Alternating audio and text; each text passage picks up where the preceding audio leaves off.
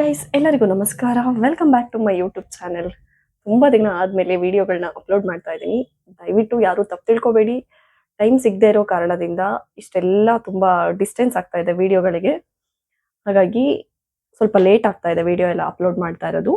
ನಾನಿವತ್ತು ನಿಮಗೆ ಪ್ರೆಸೆಂಟ್ ಮಾಡ್ತಾ ಇರೋ ವಿಡಿಯೋ ಬಂದು ದಸರಾ ವಿಡಿಯೋ ಆಗಿರುತ್ತೆ. ತುಂಬಾ ಲೇಟ್ ಆಗಿ 8 ಡೇಸ್ ಆದ್ಮೇಲೆ ಅಪ್ಲೋಡ್ ಮಾಡ್ತಾ ಇದ್ದೀನಿ.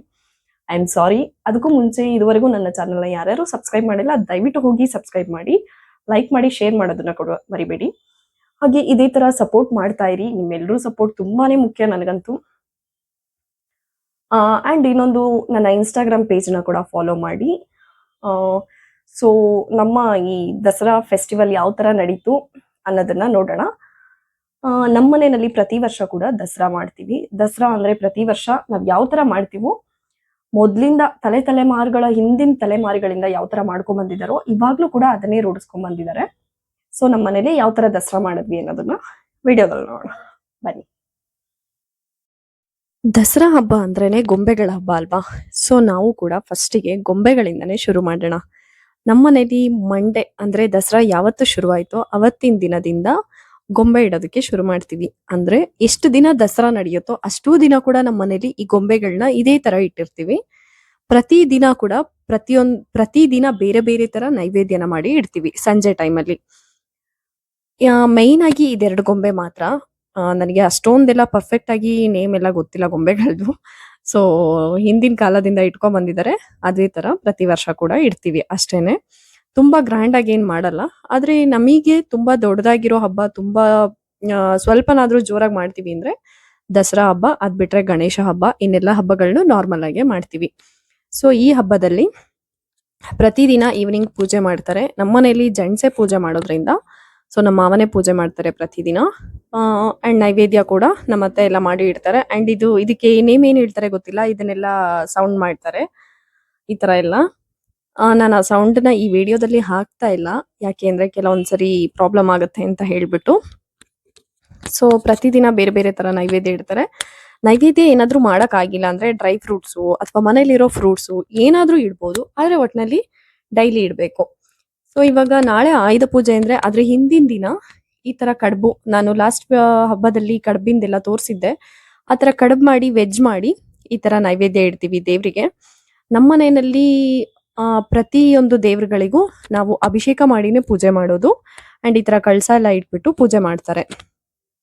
ಸೊ ಇದಾದ್ಮೇಲೆ ನೆಕ್ಸ್ಟ್ ಅಂದ್ರೆ ಇವಾಗ ಆಯುಧ ಪೂಜೆ, ವಿಜಯದಶಮಿ ಬರುತ್ತಲ್ಲ, ಆಯುಧ ಪೂಜೆಗೆ ನಮ್ಮ ಮನೆಯಲ್ಲಿ ನಾನ್ ವೆಜ್ ಮಾಡ್ತೀವಿ. ನೀವೆಲ್ಲ ಕೇಳ್ಬೋದು ಇಷ್ಟೆಲ್ಲ ಮಾಡಿ ನಾನ್ ವೆಜ್ ಮಾಡ್ತೀರಾ ಅಂತ. ಬಟ್ ನಮ್ಮ ಮನೆಯಲ್ಲಿ ಆಯುಧ ಪೂಜೆಗೆ ನಾನ್ ವೆಜ್ಜೇ ಮಾಡೋದು. ಅದೇ ಹೇಳಿದ್ನಲ್ಲ, ಹಿಂದಿನ ಸಂಪ್ರದಾಯದಂತೆ ಯಾವ ತರ ನಡೆಸ್ಕೊಂಡ್ ಬಂದಿದಾರೋ ಅದನ್ನೇ ಕಂಟಿನ್ಯೂ ಮಾಡ್ತಾ ಇದಾರೆ ಅಷ್ಟೇನೆ. ಬೇರೆ ಹೊಸದಾಗಿ ಏನು ನಾವು ಕ್ರಿಯೇಟ್ ಮಾಡ್ತಾ ಇಲ್ಲ, ಹೊಸದಾಗಿ ಯಾವ್ದನ್ನು ಮಾಡ್ತಾ ಇಲ್ಲ. ಹಿಂದೆ ಇವಾಗ ನಮ್ಮ ಅತ್ತೆ ಮಾವನ ಅಪ್ಪ ಅಮ್ಮ ಆಗಿರ್ಬೋದು, ಅವ್ರ ಅತ್ತೆ ಮಾವ ಆಗಿರ್ಬೋದು, ಅವರೆಲ್ಲ ಏನ್ ನಡೆಸ್ಕೊಂಡ್ ಬಂದಿದಾರೋ ಅದನ್ನೇ ಕಂಟಿನ್ಯೂ ಮಾಡ್ತೀವಿ ಅಷ್ಟೇ.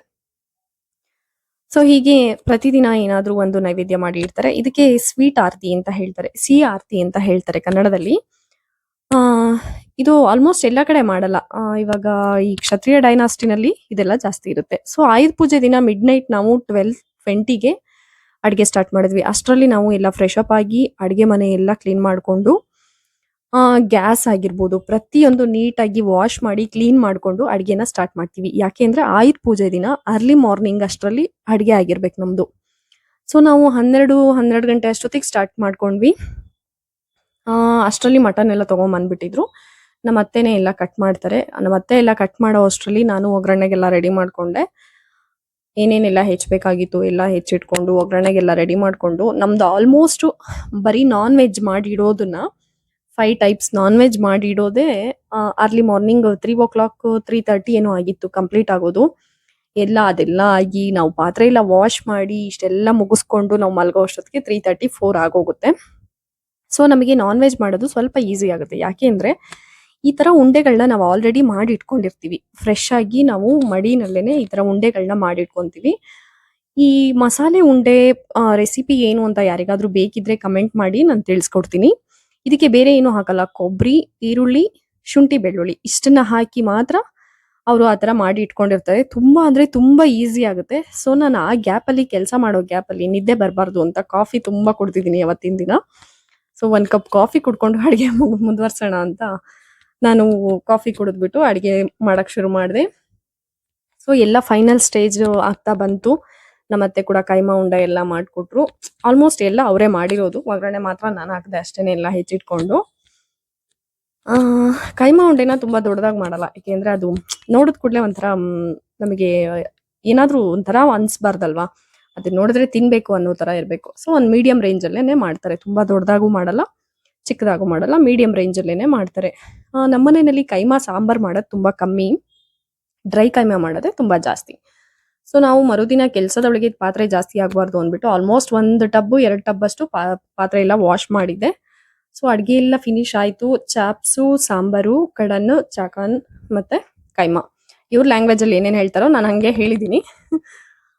ಕೆಲವೊಂದೆಲ್ಲ ಗೊತ್ತಿರುತ್ತೆ, ಕೆಲವೊಂದೆಲ್ಲ ಗೊತ್ತಿರಲ್ಲ ಕೆಲವೊಬ್ರಿಗೆ. ಸೊ ನಾನು ಅವ್ರ ಲ್ಯಾಂಗ್ವೇಜ್ ಅಲ್ಲಿ ಏನು ಹೇಳ್ತಾರೋ ಅದನ್ನೇ ಹೇಳಿದ್ದೀನಿ. ಕೈಮಾನ ಈ ತರ ಮಾಡ್ತೀವಿ ನಾವು. ಇದಕ್ಕೆ ಸಾಂಬಾರ್ ಏನು ಮಾಡಲ್ಲ, ಈ ತರ ಫುಲ್ ಡ್ರೈ ಇರುತ್ತೆ. ಸೊ ಫೈನಲ್ ಆಗಿ ಎಲ್ಲ ಮುಗಿಯೋ ಅಷ್ಟೊತ್ತಿಗೆ 3 o'clock ಆಯ್ತು. 3 o'clock 5 minutes ಆಯ್ತು. ಅಂಡ್ ನಮ್ಮನೆಯಲ್ಲಿ ಈ ದೀಪನ 9 days ಉರಿಸ್ತೀವಿ. ಅಂದ್ರೆ ನಂದಾ ದೀಪ ಅಂತ ಹೇಳ್ತೀವಿ ಈ ದೀಪಕ್ಕೆ. ಕೂಡು ಕುಟುಂಬ, ತುಂಬು ಕುಟುಂಬ ಇರೋಗಳ ಮನೆಯಲ್ಲಿ ಮಾತ್ರ ಈ ತರ ದೀಪ ಹಚ್ಬೇಕು. ಎಲ್ಲಾರ ಮನೇಲೂ ಹಚ್ಬಾರ್ದು, ಒಳ್ಳೇದಲ್ಲ. ಸೊ ನಮ್ಮ ಮನೇಲಿ ಹಿಂದಿನಿಂದ ಈ ಪದ್ಧತಿ ನಡೆಸ್ಕೊಂಡ್ ಬಂದಿದ್ದಾರೆ. ಸೊ ಹಾಗಾಗಿ ಇದನ್ನ ಬೆಳ್ಳಿ ಪಾತ್ರೆನಲ್ಲಿ ಅಥವಾ ಬೆಳ್ಳಿ ದೀಪದಲ್ಲಿ ಕೂಡ ಹಚ್ಚಲ್ಲ, ಈ ಹಿತ್ತಾಳೆ ದೀಪದಲ್ಲಿನೇ ಹಚ್ಬೇಕು ಅನ್ನೋದು ಪದ್ಧತಿ ಇದೆ. ಸೊ ಮತ್ತೆ ಈ ದಸರಾ ಹಬ್ಬಗೆ ಹೊಸ ಬಟ್ಟೆನ ದೇವರಿಗೆ ಇಡ್ಲೇಬೇಕು ಅಂತ ಇದೆ. ಅಂಡ್ ಅದ್ರ ಜೊತೆಗೆ ಡ್ರಿಂಕ್ಸ್ ಕೂಡ ಇಡ್ತಾರೆ ನಮ್ಮಲ್ಲಿ ಡ್ರಿಂಕ್ಸ್. ನಾನ್ ವೆಜ್ ಏನಾದ್ರೂ ಫಂಕ್ಷನ್ ಮಾಡಿದ್ವಿ ಅಥವಾ ನಾನ್ ವೆಜ್ ಏನಾದ್ರೂ ಹಬ್ಬ ಇತ್ತು ಅಂದ್ರೆ ಅದಕ್ಕೆ ಡ್ರಿಂಕ್ಸ್ ಮಸ್ಟ್ ಅಂಡ್ ಶುಡ್ ಇದ್ದೇ ಇರುತ್ತೆ, ಕಂಪಲ್ಸರಿ. ಅದೆಲ್ಲ ಮುಗಿಸ್ಕೊಂಡು ನಾನು ಆಫೀಸ್ ಪೂಜೆ ಇದ್ದಿದ್ದು ವಿಜಯದಶಮಿ ದಿನ.